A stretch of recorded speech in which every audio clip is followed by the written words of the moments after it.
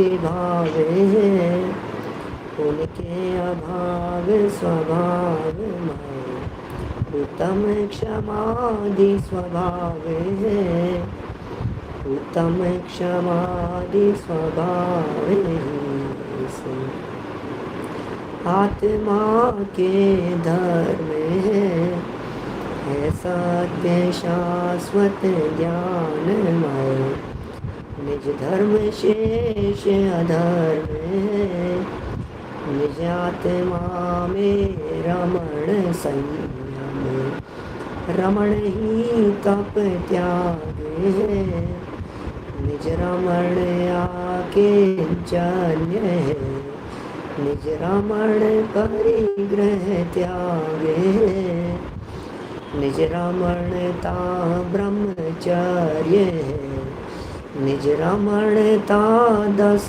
धर्म है, निज जानना पहचानना जमना धर्म का मर्म है, अरिहंत है 10 धर्म धारक, धर्म धारक सिद्ध है, आचार्य है उवचाय है, मुनिराज सर्व प्रसिद्ध है, जो आत्मा को जानते पहचानते करते रमण, वे धर्म धारक धर्म धन है, उन्हें हम करते नमन, उन्हें हम करते नमन। उत्तम क्षमा आदि 10 लक्षण धर्मों की चर्चा हम लोग कर रहे हैं। कौन हैं इन 10 धर्मों के धारक? अरिहंत हैं 10 धर्म धारक, धर्म धारक सिद्ध हैं, आचार्य हैं, उपाध्याय हैं, साधु हैं, वे हैं 10 धर्मों के धारक। सच में तो ये 10 लक्षण धर्म हमारे मुनिराजों के जीवन में होते हैं।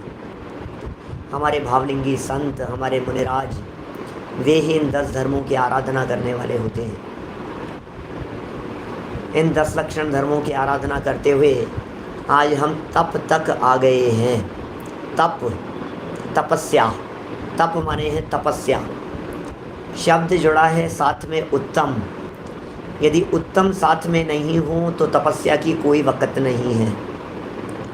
मानी ऐसी तपस्या किसी काम की नहीं है जो तपस्या उत्तम नहीं हो। दुनिया में कौन सा ऐसा धर्म दर्शन है जहाँ तपस्या की बातें नहीं कही गई होगी? सब तपस्या की बात करते हैं। हिंदू लोग भी करते हैं, मुसलमान लोग भी करते हैं, रोजे रखते हैं मुसलमान लोग, 40-40 दिन के चिल्ले रखते हैं, ऐसा तप करते हैं कि दिन भर कुछ नहीं खाते हैं।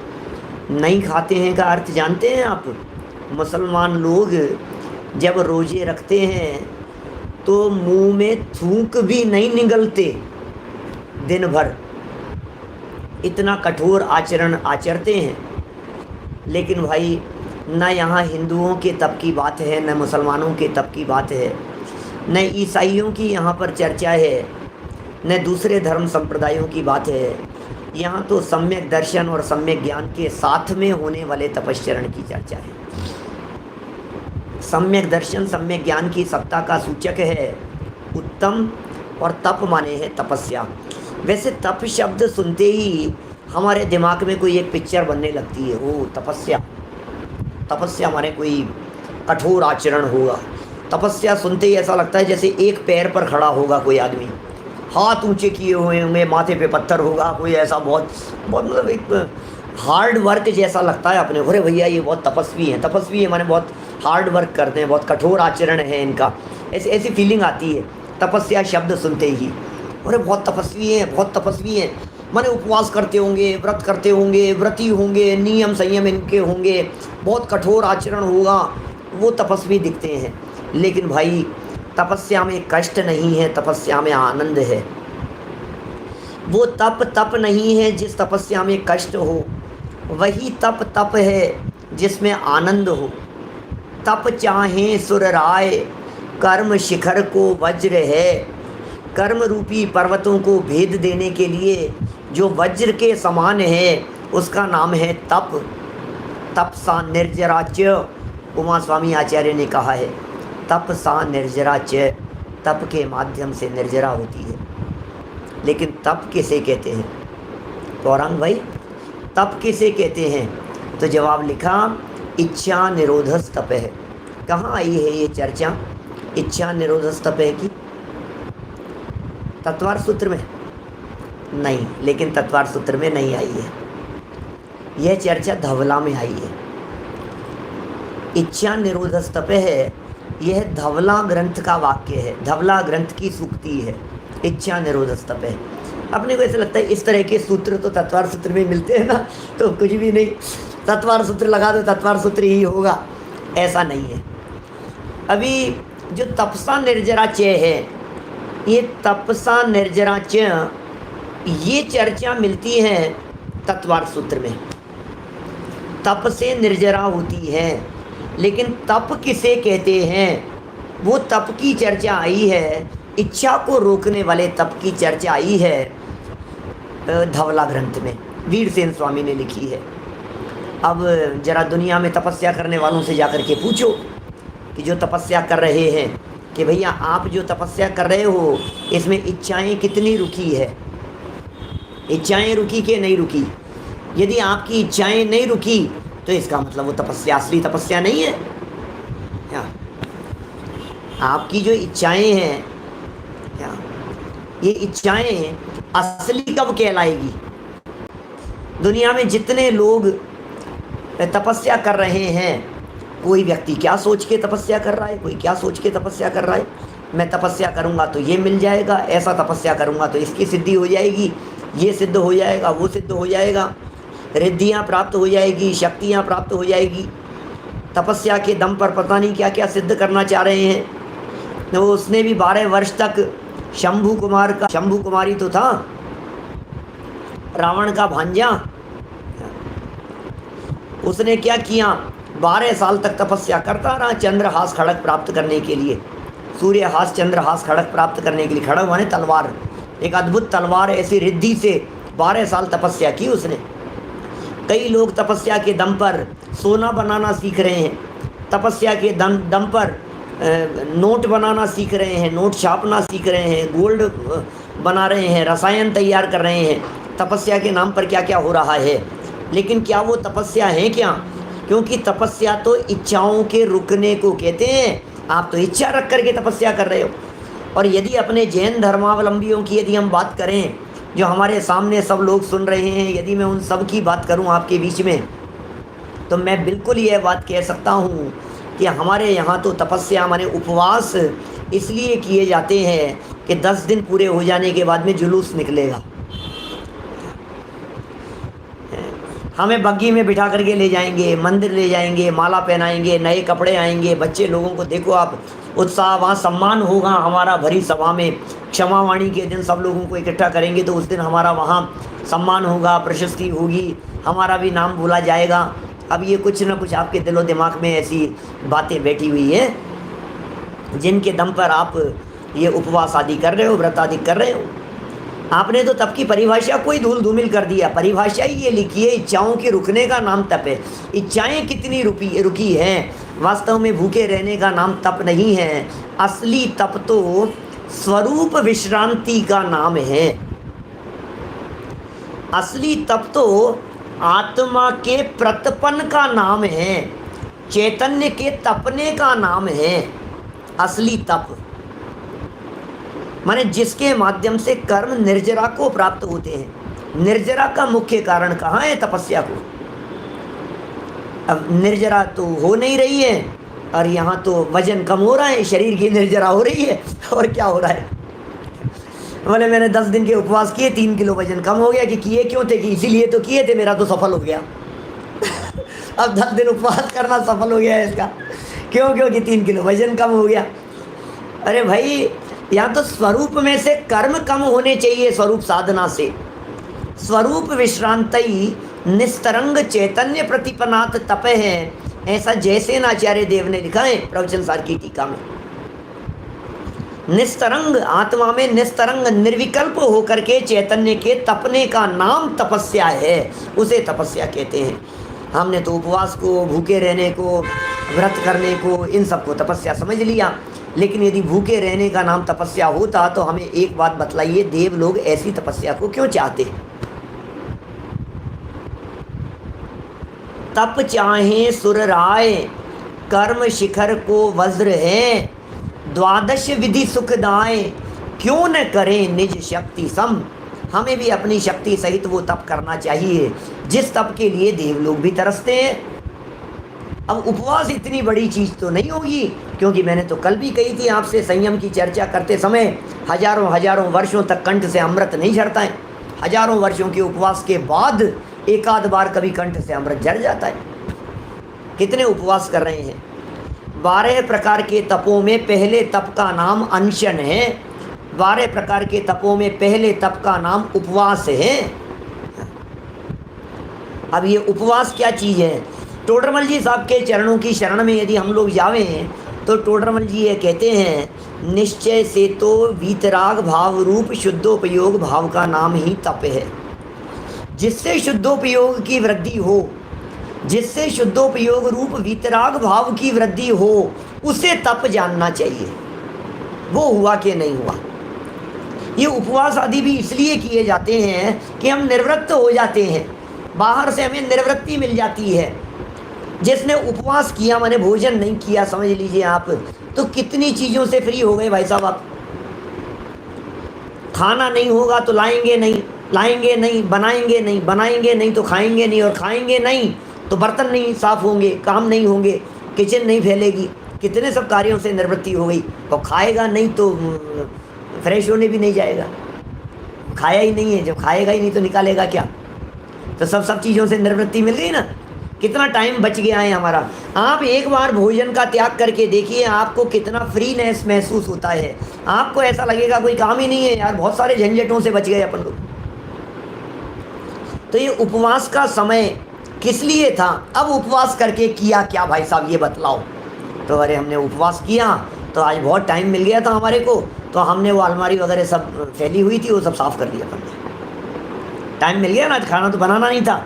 इनका भी उपवास था, हमारा भी उपवास था, तो दोनों का उपवास था। तो अपन ने तो बस ये ऑफिस चले गए और हमने सारा काम, घर की साफ़ सफाई, ये सारे अलमारियाँ फैला ली, कपड़े जमा लिए, ये सब काम फ्री काम उपयोग कर लिया अपन ने। आज फ्री थे, कोई काम नहीं था, उपवास था, तो कई दिनों से पेंडिंग था, उनके मिलने जाना था, तो चलो मिले आते हैं, थोड़ा टाइम पास हो जाएगा। क्या आपने ऐसा उपवास किया है क्या?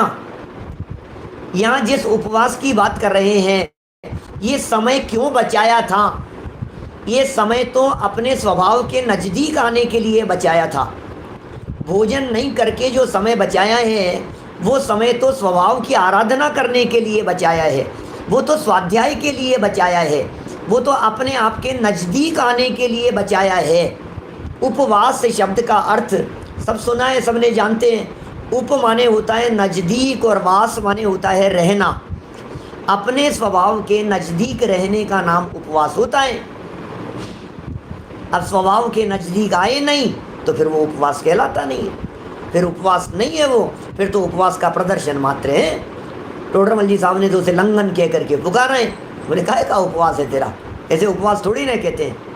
कषाय विषयाहारो त्यागो यत्र विधीयते, ऐसी पंक्ति लिखी है। कषायों का त्याग हो, विषयों का त्याग हो और विधि पूर्वक आहार आदि का त्याग हो तो उपवास कहलाता है।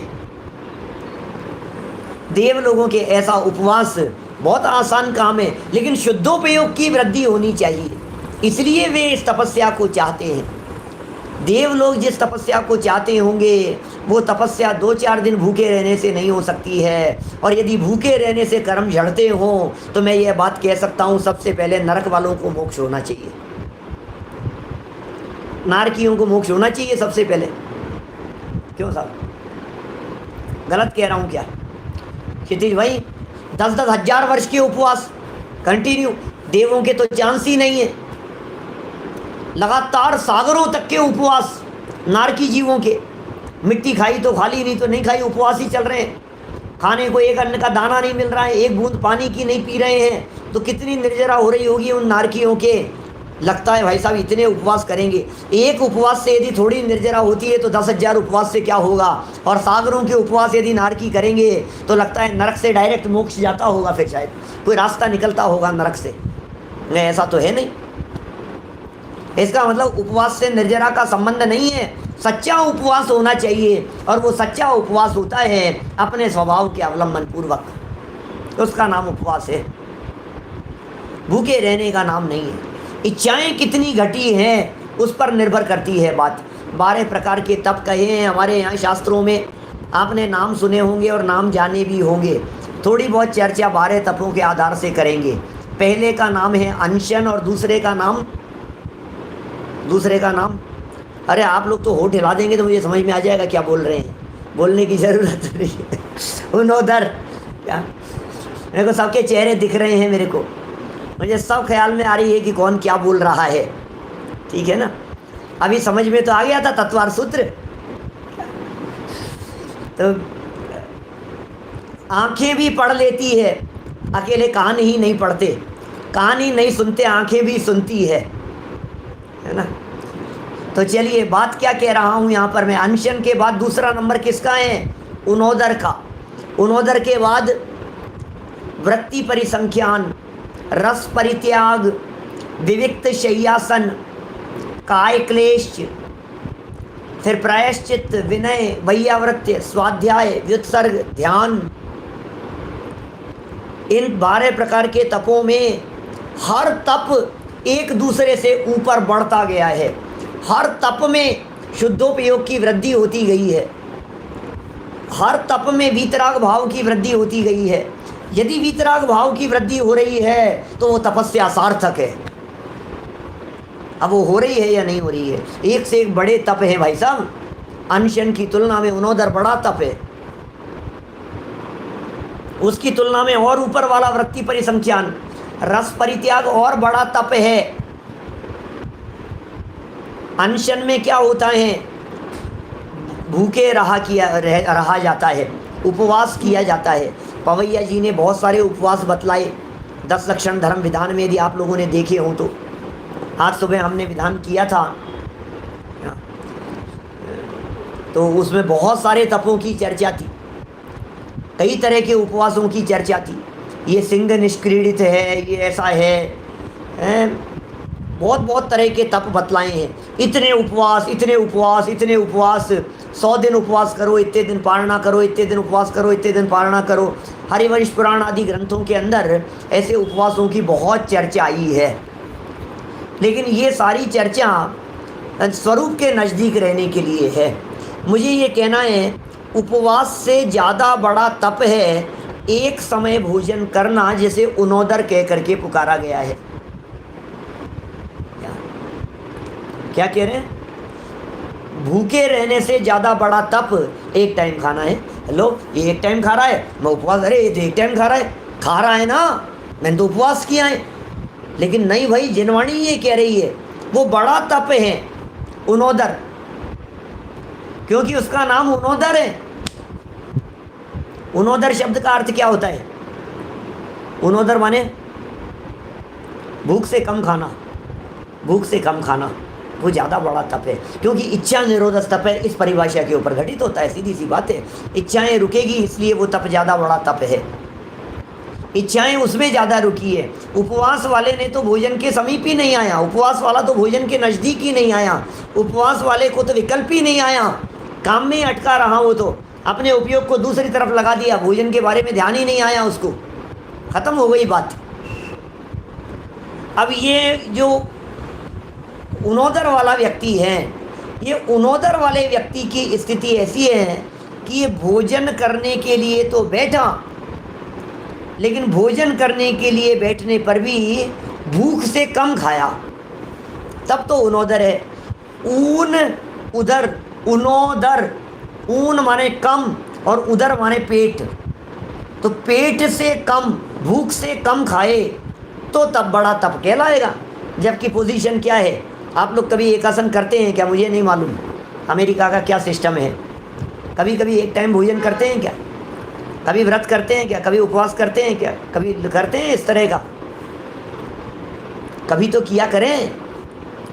अभी अभी ऐसे नहीं समझ में आ रही है तो फिर मैं ऐसे कहूँगा कि उससे तबीयत ठीक रहती है। अच्छा पंडित जी फिर तो ज़रूर करेंगे। अब अब ये तबीयत ठीक के नाम पर हर व्यक्ति करने को तैयार है। इससे स्वास्थ्य सही रहता है, इससे बॉडी को हीलिंग मिल जाती है, हीलिंग पावर डेवलप होती है। अभी थोड़ा सा ये दुनिया के लोगों की तरह समझाने लग जाओ ना तो सबको ये भाषा समझ में आने लग जाती है, ऐसे नहीं समझ में आती है। अरे थोड़ी बहुत तो विषय कषायों से निवृत्ति होनी चाहिए, थोड़ा बहुत तो होना चाहिए कि नहीं। तो हम बात कर रहे थे कि भोजन की थाली पर बैठ कर के भी भूख से कम खाना ये कितना कठिन काम है।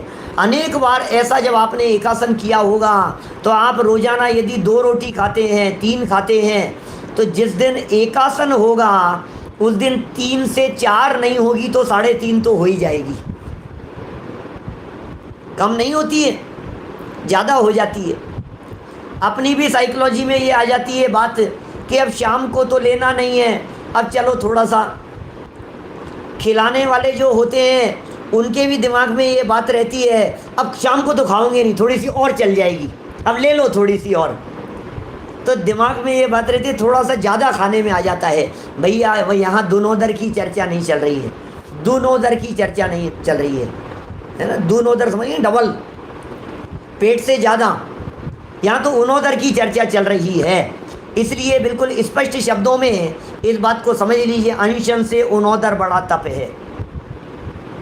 उनोदर से विविक्त नहीं, वृत्ति परिसंख्यान, अटपटी प्रतिज्ञाएं ले लो आप। मैं कभी कभी ऐसा अपने आप को टटोलने के लिए करता हूँ, मैं कभी कभी हो जाता है इस तरह का, आज ये चीज़ नहीं खाएंगे। अचानक भोजन की थाली पर जाकर के बैठे और पहले ही सोच के गए आज ये चीज़ नहीं खाएंगे, फिर उसको हटा दो, आज मीठा नहीं लेंगे, आज नमक नहीं, बदल बदल करके किए जाते हैं। अटपटी प्रतिज्ञाएं लेना है ये वृत्ति परिसंख्यान। फिर रस छोड़ देना, ये रस परित्याग, ये सब बढ़ रहे हैं ऊपर ऊपर। यदि संभव हो सके तो भोजन नहीं करें, भोजन के बिना न रहा जाए तो एक टाइम भोजन करें, लेकिन एक टाइम भोजन करके भी अटपटी प्रतिज्ञा लेकर के भोजन करें, उसमें भी अनेक प्रकार के रसों का त्याग करके भोजन करें। माने भोजन को नीरस बना करके करें। यदि भोजन नीरस हो जाएगा तो इच्छाओं का त्याग होगा, इच्छाएं रुकनी चाहिए। सेल्फ कंट्रोल की बातें हैं, हम अपने आप पर कितना कंट्रोल कर पाए हैं, इसके लिए इनको बड़ा तप कह करके पुकारा गया है। रस परित्याग में भी हमारे यहाँ बदल बदल करके रसों के त्याग की चर्चा की है। एक दिन नमक नहीं खाना, सप्ताह में 1 दिन करके तो देखो थोड़ा सा, सप्ताह में 1 दिन मीठा नहीं खाना। हमारे इन तपों को जो अपने जीवन में अपनाते हैं उनके बीमारियां तो अपने आप ही नहीं होती है। कैसे डायबिटीज हो जाएगी बीच में 1 दिन, वीक में 1 दिन मीठे का त्याग करेगा तो? कैसे बीपी की प्रॉब्लम होगी नमक का त्याग 1 दिन करेगा तो? 1 दिन हरी नहीं खाना। कैसे कोलेस्ट्रॉल बढ़ जाएगा यदि 1 दिन घी तेल का त्याग करेगा तो, सप्ताह में 1 दिन करेगा तो? आप समझ रहे हैं, मैं बीमारियां इलाज की तरफ आप लोगों को आकर्षित नहीं करना चाहता हूँ, ये मेरा सब्जेक्ट नहीं है। मैं तो सिर्फ ये बात कह रहा हूँ हमारे वीतरागी संत आखिर निरोगी क्यों रहते हैं। हमारे भावलिंगी संतों को, मुनिराजों को दवाइयों की ज़रूरत क्यों नहीं पड़ती, उपचार की ज़रूरत क्यों नहीं पड़ती। 1 दिन दूध का त्याग कर दिया, गोरस का त्याग कर दिया, ऐसे बदल बदल करके जब त्याग किए जाते हैं, 1 दिन हरी का त्याग कर दिया तो शरीर को 6 दिन तो खाया और 1 दिन नहीं खाया तो आवश्यक पोषक तत्व भी मिल जाते हैं और इच्छाओं पर भी कंट्रोल हो जाता है। अब आपने लाइफ टाइम के लिए नमक छोड़ दिया तो बॉडी में भी उस चीज़ की कमी हो जाएगी और फिर थोड़े दिन तो अटपटा लगेगा, फिर बिना नमक का भोजन ही अच्छा लगने लग जाएगा। जैसे जो लोग डायबिटीज़ की वजह से चाय फीकी पीते हैं, अब उन्होंने फीकी चाय पीना शुरू किया, पहले दिन तो बहुत ख़राब लगी, दूसरे दिन भी ख़राब लगी, फिर क्या हुआ 2-4 दिन बाद में, फिर 2-4 दिन बाद में ऐसा हो गया कि अब वही अच्छी लगने लग गई, 15 दिन बाद में वही अच्छे लगने लग गई। हिमांशु भाई अपने को तो अरे और अब तो बड़ी बड़ी अच्छी लग रही है ये, अब तो फीकी, अरे फीकी में मज़ा आता है। अब ये जो फीकी में मज़ा आने लग गया है इसका मतलब वो रस परित्याग नहीं हुआ, यहाँ तो इच्छाएं रोकनी थी, अपने आप पर कंट्रोल करना था, विषयों पर कंट्रोल करना था, वो कंट्रोल नहीं हुआ। इसलिए बदल बदल करके खाने की बात हमारे यहाँ जिनवाणी में कही गई है। जीवन भर मीठे का त्याग कर दिया तो आपकी शुगर की कमी हो जाएगी बॉडी में। 6 रस कहे हैं हमारे यहाँ और 6 दिन में बदल बदल करके उनके त्याग की बात कही गई है। इसी तरह से विविक्त शय्यासन, एक करवट से सोना, काय क्लेश, शरीर के कष्टों की परवाह नहीं करना, ये 6 बहिरंग तप कहे गए हैं। अरे सुनो भैया, अनशन पहला तप और ध्यान अंतिम तप। अनशन सैकड़ों वर्षों तक करे तो निर्वाण की गारंटी नहीं, और सच्चा ध्यान यदि अंतर मुहूर्त करे तो केवल ज्ञान की गारंटी है अंतर मुहूर्त में। एक ऐसी बात कही है, अंतर मुहूर्त में केवल ज्ञान की प्राप्ति हो जाए। हाँ, ऐसा ही स्वरूप है, अंतर मुहूर्त में केवल ज्ञान। ये कैसे हो गया है? यही तो तपस्या है, यही तो असली तप है। अभी अंतरंग तप तो और ज़्यादा उत्कृष्ट हैं बहिरंग तपों की तुलना में, लेकिन उन्हें अंतरंग इसलिए कहा गया है कि उन तपों को आचरते हुए ये जीव तपस्वी जैसा नहीं दिखाई देता है।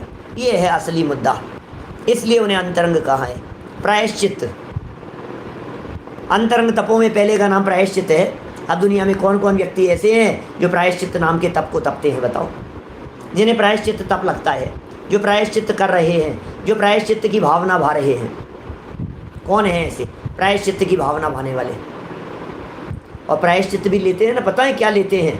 बताऊं मैं तो, हमारे सामने हिंदुस्तान वाले भी तो बहुत सारे लोग हैं ना, इनको देख करके मुझे सब यहाँ की दशाएं दिखती है, यहाँ की परिस्थितियाँ दिखती है। एक दिन उपवास टूट गया, एक दिन कुछ व्रत भंग हो गया, एक दिन नियम पूरा नहीं हो सका, तो क्या करते हैं भाई साहब? ये करते हैं मंदिर में जाकर के माला फेर लेना, और क्या करेगा? 2 माला फेरे और जाकर के ये कर लें, प्रायश्चित ले लिया हमने तो। एक माला ज़्यादा फेर लेंगे और क्या करेंगे? एक पूजन ज़्यादा कर लेंगे प्रायश्चित के रूप में, तो क्या तो करें। इसे ही प्रायश्चित समझता है, प्रायश्चित का स्वरूप ही नहीं समझ रहे हैं। नमोकार मंत्र की माला फेरने को प्रायश्चित समझ रहा है। धर्मचंद जी साहब सही कह रहे हैं, ये समाज के हाल है यहाँ के, पूरे देश में, गांव-गांव में, नगर-नगर में यही हो रहा है राकेश जी भाई साहब। लेकिन मैं बहुत स्पष्ट शब्दों में प्रायश्चित की विधि बतला रहा हूँ आपको। प्रायश्चित कैसे लेना?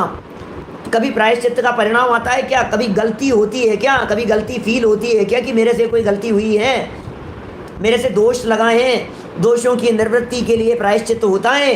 कुंदकुंदाचार्य देव ने भी प्रायश्चित अधिकार लिखा है नियम सार में, उन्होंने भी प्रायश्चित की चर्चा की है। हमारे यहाँ जनागम में प्रतिक्रमण किस लिए किया जाता है, सामयिक किस लिए किया जाता है? ये प्रायश्चित के ही प्ररूप है एक प्रकार से। कैसे प्रायश्चित लेवें किसी गलती का? जैसी गलती हो वैसा प्रायश्चित लीजिए, ये विधान है। गलती देख करके प्रायश्चित का निर्णय लिया जाता है। जिसके प्रति गलती की है उससे प्रायश्चित की बात कीजिए। जिसके प्रति दोष हुआ है, झगड़ा तो माता पिता के साथ में हो गया, झगड़ा तो हस्बैंड का वाइफ का हस्बैंड के साथ में हो गया, अब भगवान के सामने मंदिर में जाकर के माफ़ी मांगा है कि मेरी तो आज गलती हो गई यार, कोई बात नहीं, हे भगवान माफ़ करना। भगवान क्या माफ़ करेंगे? गलती जिससे की थी माफ़ी तो उससे मांगनी थी ना। जिसके प्रति गलती हो माफ़ी तो उसके प्रति होनी चाहिए। हमारे आचार्यों ने इस तरह के प्रयोग किए हैं। मैं जब प्रायश्चित का प्रकरण चलता है तो मैं उन मुनिराज को याद करता हूँ जिन मुनिराज ने अपने आहारचर्या में लगे हुए दोष को अपने आचार्य से छिपा लिया। गलती हो गई, छिपा लिया उन्होंने, बताया ही नहीं। लेकिन आपको मालूम है हमारे आचार्यों का वर्चस्व इस तरह का होता है कि संघ के कोई भी मुनिराज छिपाते नहीं हैं, छिपा नहीं सकते हैं। क्या छिपाएंगे, किससे छिपाएंगे? इतनी हिम्मत नहीं होती है उनकी। 1 दिन हो गया, 2 दिन हो गया, लेकिन 2-5 दिन के अंदर अंदर वो बात मुनिराज ने कहा महाराज आचार्य श्री से जाकर के निवेदन किया, मैं उस दिन आहारचर्या के लिए वहाँ गया था, मेरे से ऐसी ऐसी भूल हो गई थी और मैंने तो आपको बतलाया नहीं, सॉरी, प्लीज़ मुझे प्रायश्चित दे दीजिए, आगे से मैं गलती नहीं करूँ, प्रायश्चित प्रदान कीजिए। पता है क्या दिया आचार्य ने? आचार्य देव ने उसको कहा कि यार इसका जो प्रायश्चित है ना भैया, इसका प्रायश्चित मैं नहीं दे पाऊँगा, इसके प्रायश्चित के लिए आपको उस संघ के आचार्य के पास में जाना पड़ेगा, वो आपको प्रायश्चित देंगे। ये मुनिराज उनके पास में चले गए और वहाँ जाकर के इन्होंने पूरी बात कही उस संघ में कि भाई मेरे को उन्होंने भेजा है, आप मेरे को प्रायश्चित द्वारा शुद्ध कर दीजिए। तो वहाँ के जो आचार्य थे उन्होंने कहा कि भाई इसका प्रायश्चित तो मैं नहीं दूंगा, आप किसी दूसरे संघ के आचार्य के पास में जाइए। वहाँ दूसरे संघ के पास में भेज दिया। वहाँ जाकर के उन्होंने पूरी बात कही कि भाई मैं इनका शिष्य हूँ, इनका शिष्य हूँ। इन्होंने वहाँ भेजा था, वहाँ से यहाँ आया हूँ, पूरी बात बतलाई। उन्होंने कहा इसका प्रायश्चित तो मैं नहीं दूंगा, इसका प्रायश्चित तो दूसरे संघ के आचार्य देंगे। वहाँ भेज दिया। 5-7 जगह वे घूमे और अंत में आचार्य जो थे उनको सारी बात बतलाई कि यहाँ से आया हूँ मैं। तो बोले सुनो, इसका प्रायश्चित तो तुम्हारे ही संघ के आचार्य देंगे, तुम उनके पास चले जाओ। वापस लौट करके आ गए कि महाराज अब कोई बात नहीं, आप मेरे को प्रायश्चित तो दे दीजिए, लेकिन बस इतना ही कहना है कि जब आपको ही प्रायश्चित देना था तो मुझे इतना घुमाया क्यों? तो आचार्य श्री ने जवाब दिया, हो गया तुम्हारा प्रायश्चित, कि बताया ही नहीं कुछ भी कि तुम्हारी यही तो गलती थी क्या, कि तुम नहीं बताना चाहते थे। अपनी जिस भूल को छिपाना चाहते थे, उसी भूल और उसी गलती को तुमने 7 संघों में घूमकर अलग अलग आचार्यों के सामने अपने ही मुख से अपनी गलती को बताया। यही उसका प्रायश्चित है। जैसी भूल होती है वैसा प्रायश्चित किया जाता है। उपवास के दरमियान यदि कुछ खाने में आ गया है तो माला फेरना उसका प्रायश्चित नहीं है, अपितु उपवास दोबारा करना ये उसका प्रायश्चित है। आपके यदि आलू का त्याग है और आलू खाने में आ गया है तो इसका प्रायश्चित क्या है कि आपने 6 महीने का त्याग किया था, आप 2 साल तक नहीं खाएंगे, ये उसका प्रायश्चित है। आज अष्टमी का दिन है, आज चतुर्दशी का दिन है, यदि मेरे हरि का त्याग है और गलती से खाने में आ गई है, भाई प्रियंक जी गलती से हरी खाने में आ गई है आज, अब मेरा त्याग था तो आगे 3 दिन तक हरी सब्जी नहीं खाऊंगा, ये उसका प्रायश्चित है। पॉइंट समझ गए होंगे आप मैं क्या कहना चाह रहा हूँ। गलती जहाँ होगी सुधार भी वहीं होगा, जहाँ भूल होगी वहीं सुधार किया जाएगा। प्रायश्चित विनय के संदर्भ में तो बड़ी गड़बड़ी चल रही है। तप है भाई साहब, ये प्रायश्चित भी तप है। कौन जानता है इसे तप? अपनी गलती का प्रायश्चित करना, इसे तपश्चरण कहा गया है जनागम में। मेरी स्वाध्याय की प्रतिज्ञा है, आधे घंटे रोजाना नियम से स्वाध्याय करूंगा। वैसे मुझे मालूम है आप लोगों की ऐसी कोई प्रतिज्ञाएं होगी नहीं, लेकिन ये भी प्रतिज्ञा होनी चाहिए। ऐसी प्रतिज्ञा, स्वाध्याय भी प्रतिज्ञाबद्ध होकर के किया जाता है, नियमबद्ध होकर के किया जाता है। स्वाध्याय के भी नियम लिए जाते हैं। कल हमने कही थी ना, स्वाध्याय स्वाध्याय स्वाध्याय, अंत में कही थी आपसे। 2 स्टेप आगे बढ़ करके स्वाध्याय की चर्चा आने वाली। हमने स्वाध्याय की प्रतिज्ञा ले रखी है और अब स्वाध्याय नहीं कर पाए भाई साहब। क्यों नहीं कर पाए स्वाध्याय? ध्यान ही नहीं रहा, चूक गए हम तो अब क्या करना? प्रायश्चित बतलाओ। अब प्रायश्चित क्या होगा इसका? भगवान से जाकर के माफ़ी मांगे आना, माथा टेके आना वहाँ। कह रहे नहीं भाई, ये थोड़ी ना उसका प्रायश्चित है। इसका प्रायश्चित तो ये है 1 घंटे का स्वाध्याय मिस हुआ है, 3 घंटे स्वाध्याय करूँगा, ये उसका प्रायश्चित होगा। माने स्वाध्याय से रिलेटेड जो चूक हुई है उसके लिए स्वाध्याय 1 की जगह 3 घंटे करूँगा, 5 घंटे स्वाध्याय करूँगा मैं लगातार बैठ करके। इस ग्रंथ का आद्योपांत स्वाध्याय करूँगा 15 दिन के अंदर, ये उसका प्रायश्चित है। किसी ग्रंथ के प्रति विराधना का भाव आ गया है, इस ग्रंथ के श्लोकों को कंठस्थ करने का प्रयत्न करूँगा, ये उसका प्रायश्चित है। ऐसे होते हैं प्रायश्चित। विनय के बहुत ज़्यादा हाल खराब हैं, कहाँ तक बात कहें। विनय भी तप है, विनय भी तपस्या है, लेकिन कैसी विनय, किसकी विनय? विनय पुण्य भी है, पाप भी है और धर्म भी है ना। विनय बहुत बड़ा पाप है, क्या बात कर रहे हो। विनय सबसे बड़ा पुण्य है और विनय सबसे बड़ा धर्म है। विनय सबसे बड़ा पाप, विनय सबसे बड़ा पुण्य और विनय सबसे बड़ा धर्म। कि हाँ, आपको नहीं मालूम पालवीय जी विनय के बारे में? विनय नाम का पाप है सबसे बड़ा। कौन सा पाप? बोले मिथ्यात्व नाम का पाप है। 5 प्रकार के मिथ्यात्व हैं, विपरीत, एकांत, विनय। विनय संशय और अज्ञान, ये विनय नाम का पाप तो हमें पाप ही नहीं लग रहा है, ये विनय नाम का मिथ्यात्व तो हमें मिथ्यात्व ही नहीं लग रहा है। सारी दुनिया ये कह रही है चाहे जिसके जागे आगे जाकर के माथा टेक दो, बस हो गया विनय। विनय और क्या है, सबकी विनय करो, माता पिता की विनय करो, गुरुओं की विनय करो, ज्ञानियों की, सबकी विनय करो भाई साहब। अरे ये विनय नाम का मिथ्यात्व है। जगत के सारी देवी देवताओं की विनय करना, इसे विनय मिथ्यात्व कहते हैं। ये पाप नहीं, ये महापाप होता है। क्या होता है विनय मिथ्यात्व?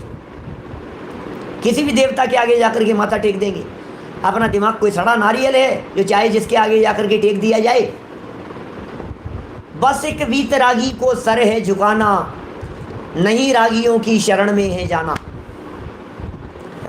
हमारे संजीव जी दिल्ली वालों का भजन है, नहीं रागियों की शरण में है जाना, बस एक वीतरागी को सिर है झुकाना। वीतरागियों के अलावा और किसी को सर नहीं झुकाएंगे, बस इसका नाम सच्ची विनय होगी। विनय करने योग्य की विनय करो और विनय नहीं करने योग्य की विनय मत करो, ये विनय कहलाती है।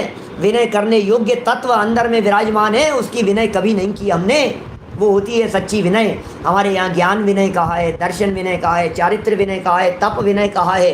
ये चार प्रकार के विनय की चर्चा की है हमारे यहाँ शास्त्रों में। एक पांचवा प्रकार और कह दिया है उपचार विनय। ये विनय के प्रकार बतलाए हैं, लेकिन विनय मिथ्यात्व से बचिए। एक विनय संपन्नता नाम की भावना है, जो सर्वोत्कृष्ट पुण्य तीर्थंकर कर्म प्रकृति के बंधन का कारण है। विनय संपन्नता वो विनय है। और एक विनय नाम का तप है, तप सा निर्जरा चे, ये निर्जरा का कारण बन रहा है। एक मिथ्यात्व हो गया, वो महापाप हो गया। एक विनय नाम का पुण्य हो गया 16 कारण भावनाओं में, जो तीर्थंकर कर्म प्रकृति के आश्रम का कारण हो गया। एक विनय नाम का तप हो गया, जो निर्जरा का कारण हो गया, मुक्ति प्राप्ति का कारण हो गया। तो इससे उत्कृष्ट और क्या होगा? तो यहाँ भैया न तो विनय मिथ्यात्व की चर्चा चल रही है, न विनय संपन्नता नाम की भावना की चर्चा चल रही है, यहाँ तो विनय तप की बात है। ये विनय नाम का तप कैसे होता है साहब? अब पंडित जी आप ये बतलाओ विनय तप कैसे होगा, क्योंकि तप की चर्चा चल रही है, विनय नाम का एक तप है उसमें। ये विनय तप कैसे होगा कि सुनो, पंच परमेष्ठियों की विनय करने से, नव देवताओं की विनय करने से पुण्य बंधता है, निर्जरा नहीं होती। जबकि तप तो निर्जरा का कारण है। इसका मतलब इस विनय तप में पंच परमेष्ठियों की और नव देवताओं की विनय से भी ऊपर उठ कर के बात होनी चाहिए, जो निर्जरा का कारण बनेगी। उस लेवल से ऊपर उठ कर के बात होगी भाई साहब। तो उस लेवल से यदि हम ऊपर उठेंगे तो फिर क्या बात आएगी? बोले आत्मा की विनय, अपने आप की विनय, स्वरूप की विनय, ये असली विनय है। जब विनय में क्या होता है भाई साहब? विनय में होता है झुकना। विनय किसका नाम है? विनय किसे कहते हैं? झुकने को। विनय करो भाई साहब, विनय करो, इसका मतलब झुको। तो अपना उपयोग, अपनी परिणति पर से हटकर जब अपने स्वभाव की तरफ झुकती है, ये सर्वोत्कृष्ट विनय है। ये विनय नाम का तप है और इससे निर्जरा होती है। ये असली विनय है। प्रायश्चित हो गया, विनय हो गया। वैयावृत्ति की भी हालत बहुत खराब है। वैयावृत्ति किसे कहते हैं? वैयावृत्ति नाम की भी एक भावना है 16 कारण भावनाओं में। अभी उस पर प्रवचन चल रहे हैं हमारे, 1 घंटे बाद में चलेंगे पारस टीवी पे, एक सवा घंटे बाद, ये 16 कारण भावनाओं पे। तो वैयावृत्ति की चर्चा करते समय बहुत गहराई से चिंतन मंथन करने की जरूरत है। वैयावृत्ति किसे कहते हैं? सारी दुनिया हाथ पांव दबाने को वैयावृत्ति कहती है। वैयावृत्ति शब्द का अर्थ यदि आप तलाशेंगे तो उसका अर्थ मिलता है सेवा। वैयावृत्ति कहते हैं सेवा को। और सेवा में हाथ पांव भी दबाए जाते हैं, लेकिन सेवा 2 प्रकार से होती है, एक पर की सेवा और एक अपनी सेवा। दोनों की सेवा होती है। ये सेवा में पर की सेवा ही समझता है, अपनी सेवा भी सेवा होती है ये तो ये जानता ही नहीं। अपनी भी सेवा होती है क्या कोई? अपनी सेवा कैसे होगी? भव समुद्र से अपने आप को डूबने से बचाना, क्या ये होगी भाई साहब असली सेवा? दूसरों की भी सेवा करो और उस सेवा में क्या हाथ पांव भी दबाए जाएंगे, लेकिन सुनो, असली सेवा होती है स्वय और पर दोनों को धर्म मार्ग में लगा लेना। ये सच्ची वैयावृत्ति है। अपने आप को भी धर्म मार्ग में लगाना और दूसरों को भी धर्म मार्ग में लगाना, इससे बड़ी सेवा क्या होगी। अच्छा, सेवा करके क्या चाहते हैं भाई साहब, ये बता दो मेरे को। हाँ, सेवा किस लिए कर रहे हैं? बेचारों को कष्ट नहीं हो इसलिए कर रहे हैं। सेवा किस लिए? तकलीफ नहीं हो तभी तो सेवा कर रहे हैं, दुखी नहीं हो, पीड़ित नहीं हो, इसलिए सेवा कर रहे हैं। तो आप जो उन्हें तत्वोपदेश देंगे, उस तत्वोपदेश के माध्यम से उनकी आकुलता कम होगी, ये सच्ची सेवा है। कोरा हाथ पांव दबाने से काम नहीं चलेगा। और एक बात समझ लेना, कोरे उपदेश से भी काम नहीं चलेगा। हम हाथ पांव तो दबाए नहीं बेचारे के, दवाई तो देवे नहीं, और हम कोरा उपदेश देवे, अरे ये तो शरीर की बात है, इससे क्या होता है, तुम भी क्या दुखी होते हो, रोते रहते हो, इसमें क्या होता है। तो ये नहीं होगा भाई साहब। मैया वृत्ति में उपदेश से भी होगा और शरीर से भी होगा। दोनों प्रकार से सेवा मैया वृत्ति के माध्यम से की जाती है। और इसके बाद नंबर आता है एक और बड़े तप का, उसका नाम है स्वाध्याय। उपवास पहला तप है, स्वाध्याय 10वें नंबर पर है। आप लोग अभी तपस्या कर रहे हैं क्या कोई? अभी तो ये 10वें नंबर पर आकर के मैंने नाम बोल दिया। यदि मैं नाम बोलने के पहले अभी पहले पूछा ही था तो आप में से कई लोगों की तो गर्दन ऐसे हिली थी, हम तो नहीं करते, कोई तपस्या नहीं करते हैं ना। हम तो उपवास ऐसे गर्दन हिल रही थी, बहुत कई लोगों की देखी मैंने। इसका मतलब आप लोग तपस्या नहीं करते, आप लोग उपवास नहीं करते, व्रत उपवास नहीं करते, कोई बात नहीं। स्वाध्याय तो करते हैं, हाँ स्वाध्याय तो करते हैं, लेकिन तप नहीं करते। अरे स्वाध्याय तप है क्या? स्वाध्याय करना हमारे को तप नहीं दिख रहा है। और स्वाध्याय तप नहीं, स्वाध्याय को जिनागम में परम तप कह करके पुकारा है। ये बहुत बड़ी चीज है स्वाध्याय। मैं कभी कभी स्वाध्याय की महिमा गाते हुए इस प्रकार की बात कहता हूँ। ध्यान देना, आत्मार्थियों से कहना चाहता हूँ। ध्यान देना, मैं उन लोगों से कहना चाहता हूँ जो रोजाना स्वाध्याय नहीं करते हैं। ध्यान देना, मैं उनसे कहना चाहता हूँ जिनके स्वाध्याय के नियम नहीं है, जिनके स्वाध्याय की प्रतिज्ञा नहीं है। मैं उनसे कहना चाह रहा हूँ, अरे आप हजारों वर्षों तक तपश्चरण करें, लेकिन सम्यक ज्ञान के बिना कर्मों की निर्जरा नहीं होती है। मैं नहीं कह रहा हूँ, दौलत राम जी की शेड़ाला की लाइनें। कोटि जन्म तप तपे, ज्ञान बिन कर्म झरे जे। ज्ञानी के क्षण माही त्रिगुप्ति ते सहज डरे थे। ज्ञानी के क्षण में उतनी निर्जरा हो जाती है जितना करोड़ों जन्मों तक तपश्चरण करने वाले के नहीं होती। करोड़ों जन्मों तक, अरे सोचो तो सही, करोड़ों जन्मों तक तपश्चरण करने वाले के नहीं होती, इतनी निर्जरा होती है भाई साहब। किसके? ज्ञानी जीव के क्षण मात्र में होती है, भेद विज्ञानी के होती है। ये स्वाध्याय तप है, लेकिन स्वाध्याय किसका नाम ये समझने की जरूरत है। जैसे जो पुस्तक हाथ में उठा करके बैठ जाने का नाम स्वाध्याय नहीं होता है। स्वाध्याय को भी समझना पड़ेगा हमारे को, हम समझते ही नहीं है स्वाध्याय को। किताब लेकर के बैठ गए और हमने समझ लिया कि हो गया स्वाध्याय। आज कोई किताब पढ़ ली और आज कोई किताब पढ़ ली, और आजकल के तो हाल ही बड़े बेहाल हैं। मैं क्या बतलाऊं अतुल भाई, आजकल के तो हाल इतने बड़े बेहाल हैं। एक सज्जन मिले, मैं काफ़ी कहा करता था उनको कि यार स्वाध्याय में आया करो, स्वाध्याय किया करो, कभी नहीं करते थे। और थोड़े समय पहले मिले और मैंने कहा यार स्वाध्याय, अरे पंडित जी आजकल तो खूब स्वाध्याय हो रहा है। मैंने कहा क्या कर रहे हो, कौन से ग्रंथ का कर रहे हो? ये व्हाट्सएप पे आ जाते हैं बहुत सारे मैसेज, पढ़ लेता हूँ। ये व्हाट्सएप पर स्वाध्याय हो रहा है आजकल, क्या खूब स्वाध्याय हो रहा है। फेसबुक पर हो रहा है, व्हाट्सएप पर हो रहा है। किसी का भी कहीं से कोई भी मैसेज आया और 4 लाइनें कहीं की भी पढ़ ली और अपन ने समझ लिया कि स्वाध्याय हो गया। इसका नाम स्वाध्याय नहीं है। ग्रंथ का आद्योपांत स्वाध्याय की प्रतिज्ञा होनी चाहिए। हमने इस ग्रंथ को शुरू किया है तो हम इस ग्रंथ को पूरा किए बिना रुकेंगे नहीं। ऐसे होता है स्वाध्याय। ग्रंथ के पहले पेज से लेकर आचार्य देव की पहली गाथा से लेकर अंतिम गाथा तक पढ़ेंगे, इसका नाम स्वाध्याय है। ये नियमित होता है, इसमें निरंतरता होती है। अकेला पढ़ना तो स्वाध्याय है ही। प्रचना, अनुप्रेक्षा, आमनाय, धर्मोपदेश, हम भी स्वाध्याय कर रहे हैं अभी बैठ करके कि पंडित जी इसमें सुनना भी आएगा क्या? क्या हम जो बैठ करके प्रवचन सुन रहे हैं, क्या ये भी स्वाध्याय की श्रेणी में आएगा क्या? 5 प्रकार के स्वाध्यायों में तो सुनने का नाम नहीं लिखा है। वांचना तो लिखा है, सुनना तो नहीं लिखा है। अब क्या करें? अभी तो बड़े धर्म संकट में डाल दिया आपने। प्रश्न पूछ रहे हैं सामने से, क्या करें? जवाब देवें? तो मैं जवाब देता हूं भाई साहब, सुनना भी आपके स्वाध्याय के लिए बेस तैयार करेगा। कैसे बेस तैयार करेगा कि क्योंकि वाचना में पढ़ना है। पहले पांचों का स्वरूप समझ लो, फिर इससे रिलेट करता हूँ इस बात को। वाचना माने पढ़ना, ग्रंथ को पढ़ा, और पढ़ने के बाद में सेकंड स्टेप है पूछना। अभी बिना पढ़े पूछेंगे तो क्या उटपटांग पूछेंगे बातें। हमने ऐसा सुना है पार्श्वनाथ भगवान जो है ना, उन्होंने ऐसा किया था, उन्होंने ये किया था। नेमिनाथ भगवान के साथ में ऐसा हुआ था क्या? नेमिनाथ भगवान ने उसको शैया से उतार दिया था, नेमिनाथ भगवान ने उनका वो कर दिया था, इसका ये हो गया था। अब उटपटांग बातें पूछेगा। स्वाध्याय किए बिना ऐसी बातें बोलते हैं हिमांशु भाई, आपको क्या बताऊं। ऋषभदेव भगवान है ना, ऋषभदेव भगवान का चिन्ह ये बैल इस वजह से है ना, क्योंकि ऋषभदेव भगवान ने वो उनको बैलों के आगे वो मूसिका बंध गया था, और वो इतने दिनों तक उनको इसलिए उनका चिन्ह बैल है। महावीर भगवान का चिन्ह शेर पता है क्यों है? क्योंकि महावीर भगवान को शेर की अवस्था में सम्यक दर्शन हुआ था।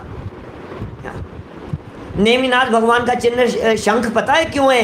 क्योंकि नेमिनाथ भगवान ने वो नारायण श्री कृष्ण का शंख बजा दिया था उठा करके, इसलिए उनका चिन्ह शंख है। अब ये अब बोला सही है ना पंडित जी, ऐसा ही है ना। इस तरह की बातें करेंगे कि अपने आदिनाथ भगवान और शंकर भगवान सब एक ही है ना, वो भी कैलाश पर्वत पर, ये भी कैलाश पर्वत से मोक्ष गए हैं। अरे तुम पढ़ो तो सही, पहले बिना पढ़े पूछोगे तो ऐसी बातें पूछोगे उठपटांग, कहीं की टांग कहीं की पूंछ, कुछ भी चलेगा क्या।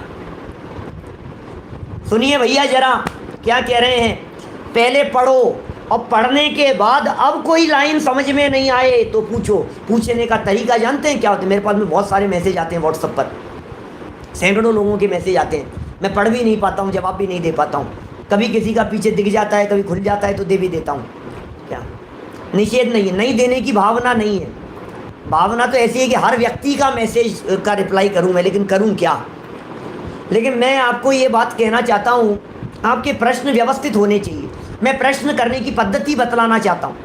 हम ये ग्रंथ का स्वाध्याय कर रहे हैं। इस ग्रंथ का स्वाध्याय करते समय कई बार अतुल भाई वगैरह के मैसेज आते हैं मेरे पास में कि पंडित जी ये पढ़ रहे हैं, ये प्रकरण है, और इस प्रकरण के अंदर इस जगह पर ये लाइन में यहाँ क्या कहना चाहते हैं, और फिर उसमें आप बतलाइए कि हम इसका ये अर्थ समझ रहे हैं, यहाँ पर ये लिखा हुआ है, और हमें ये बात यहाँ ये समझ में नहीं आई है। ये पूछने का तरीका होता है।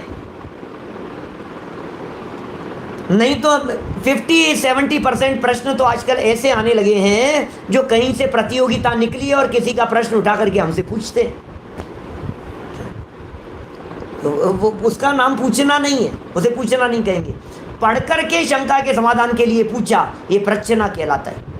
फिर पूछने के बाद में पूछ लिया, छुट्टी हो गई। अरे नहीं, जो जवाब दिया है उस जवाब को आगम से मिलाओ, उस जवाब के बारे में चिंतन करो। ये अनुप्रेक्षा नाम का स्वाध्याय है, इसे अनुप्रेक्षा कहते हैं। ये भी स्वाध्याय होता है। अब मैं यदि आपके सुनने को इस बात से जोड़ूं तो मैं ये कह सकता हूं, आप जो भी बातें सुन रहे हैं प्रवचन में, दिन भर में 2-4-5 प्रवचन सुनते हैं आप लोग। अभी 10 लक्षण पर्व के समय में 4 सुनते हैं, शायद 3 या 4 सुनते हैं। तो इन 4 प्रवचनों में जो कुछ भी सुना हो, शांति से एकांत में बैठ करके उसका चिंतन करना, ये भी स्वाध्याय है। अब सुनना स्वाध्याय में गर्भित हुआ कि नहीं हुआ? सुन करके यदि हम उसका घोलन करने लग गए, सुन करके यदि हम उसका चिंतन करने लग गए, हमारे दिमाग में वो बात गूंजने लग गई, ये स्वाध्याय चल रहा है। वाचना घर में बैठ करके हो सकता है, वाचना मंदिर में बैठ करके हो सकता है, प्रच्छना वहाँ से उठ करके भी हो सकता है। लेकिन जो अनुप्रेक्षा नाम का जो स्वाध्याय है, ये अनुप्रेक्षा नाम का स्वाध्याय गाड़ी चलाते चलाते भी हो सकता है। ये अनुप्रेक्षा नाम का स्वाध्याय भोजन करते करते भी हो सकता है। ये स्वाध्याय जीवन का अभिन्न अंग है। माने चिंतन चलना चाहिए, चिंतन चलना चाहिए, चिंतन चलना चाहिए। भाव ये भेद विज्ञानम जो 130 नंबर के कलश में बात कही है, अचिन्न धारा रूप से, अविच्छिन्न धारा रूप से ये चलनी चाहिए। चिंतन चल रहा है बराबर में, सो रहे हैं हम रात को, नींद नहीं आ रही है और चिंतन चल रहा है, बस इसी का नाम स्वाध्याय हो रहा है। बिस्तरों में पड़े हुए हैं, लेटे हुए हैं और वस्तु स्वरूप का विचार चल रहा है। प्रवचन में क्या बातें सुनी थी उसका चिंतन चल रहा है, इसका नाम स्वाध्याय है। ये तप है बहुत बड़ा। मैं कभी कभी साधर्मियों के बीच में ऐसी बात कह दिया करता हूँ, अभी जब आप प्रवचन सुन रहे हैं, आपका उपयोग तत्वज्ञान के साथ में जुड़ा हुआ है, आपको पता नहीं है आपके अंदर में बंधे हुए कर्मों की पोजीशन क्या हो रही है। कर्मों में भूचाल मचा हुआ है, इस समय भूकंप आ रहा है, ऐसे ऐसे तूफान जैसा आ रहा है, अंदर में टोर्नाडो जैसा आ रहा है, हरिकेन जैसा आ रहा है, ऐसे तूफान आ रहे हैं। ऐसा उदाहरण देता हूँ मैं, 3 साल से कोई आपके यहाँ घर में बिछी हुई जो कारपेट जो लगा हुआ था आपके 3 साल से 5 साल से, यद्यपि आप ऊपर से साफ़ करते थे, कभी कभी करते थे और कभी नहीं किया, और साल भर बाद में आपने उसे उठाकर जब उसे बाहर ले जा कर के उसे झाड़ते हैं, तो उसे झड़काने पर जिस तरह की धूल उड़ती है, ऐसी कर्मों की धूल अभी एट प्रेजेंट में ये स्वाध्याय सुनने वालों के आत्मा के साथ में बंधे हुए कर्मों की धूल उड़ रही है। ये स्वाध्याय नाम का तप है। साधारण मत समझना, ये शब्द कान में पड़ रहे हैं, यदि ये शब्द कान में जा रहे हैं, महाभाग्य का उदय है भाई साहब, महाभाग्य का उदय है। ये हर किसी के नसीब नहीं होता है। कौन सुनता है किसकी बात को, कौन सुने? यहाँ तो सुनाने की आदत है सबको, सुनता कौन है? मिल जाए तो पत्नी को सुना दे, हस्बैंड को सुना दे, वे बच्चों को सुनाने लग जाए हैं, अपने कलीग को सुनाने लग जाए, कोई नहीं मिले तो दोस्तों को फ़ोन करके उसको सुनाने लग जाए कुछ भी। हमारे को सुनाने की आदत है, सुनना कौन चाहता है? हम ये सुन रहे हैं जिनवाणी की बातें और कान में पड़ रही हैं, ये कोई अपूर्व बातें हैं। और फिर ये जो चिंतन चला, अब ये चौथे नंबर पर स्वाध्याय की बात कह रहे हैं। वाचना, प्रचना, अनुप्रेक्षा, आमनाय। अनुप्रेक्षा में चिंतन हो गया। अब आमनाय कहते हैं बार बार में पाठ करना, ये आमनाय है। आप यदि तत्वार सूत्र का पाठ करते हैं हर अष्टमी चतुर्दशी के दिन, ये आमनाय नाम का स्वाध्याय है। कुछ नहीं करना, सिर्फ हर अष्टमी चतुर्दशी को, अतुल भाई ऑप्शन देता हूँ आप लोगों को स्वाध्याय ग्रुप के लिए, अष्टमी चतुर्दशी को सब मिलकर के समय निकाल करके आधे घंटे के लिए सिर्फ पाठ का कार्यक्रम रखना। कुंद कुंद शतक का पाठ कर रहे हैं, कुछ नहीं करना, बस सिर्फ बोलेंगे, सिर्फ वाचन करेंगे। हम शुद्धात्म शतक पढ़ रहे हैं, हम योगसार की गाथाओं का वाचन कर रहे हैं, पाठ कर रहे हैं, उनके पद्यानुवाद का पाठ कर रहे हैं, हम छह ढाला का पाठ कर रहे हैं, हम तत्वार सूत्र का पाठ कर रहे हैं। ये क्या चीज़ है? हमने जो चीज़ स्वाध्याय में पढ़ी थी, जो पूछी थी, जिसका चिंतन चलता था, अब उसे याद कर लिया, उसे बैठा लिया, अंदर में घोलन कर लिया, घोट लिया हमने उस चीज़ को। ये आमनाय नाम का स्वाध्याय है, ये भी स्वाध्याय है। और इन 4 चरणों से गुजरने के बाद नंबर आता है धर्मोपदेश का। लेकिन समस्या यह है कि ये 4 चरणों से गुजरता तो है नहीं और डायरेक्ट उपदेश देना शुरू कर देता है। अरे कौन से शास्त्र में पढ़ा था? बोले शास्त्र वास्त्र में कुछ नहीं, मैं कह रहा हूँ ना। अरे भाई ऐसे नहीं चलता है। शास्त्र में पढ़ो, गहराई से चिंतन करो, सोचो, विचार करो, याद करो, गाथाएं याद करो, प्रकरण ख्याल में होने चाहिए, विषय वस्तु ख्याल में होनी चाहिए, तब जाकर के धर्मोपदेश देने के अधिकारी होते हैं। और ये धर्मोपदेश भी स्वाध्याय का ही प्रकार है। हम यहाँ बैठ करके आपके सामने बोल रहे हैं, ये स्वाध्याय चल रहा है।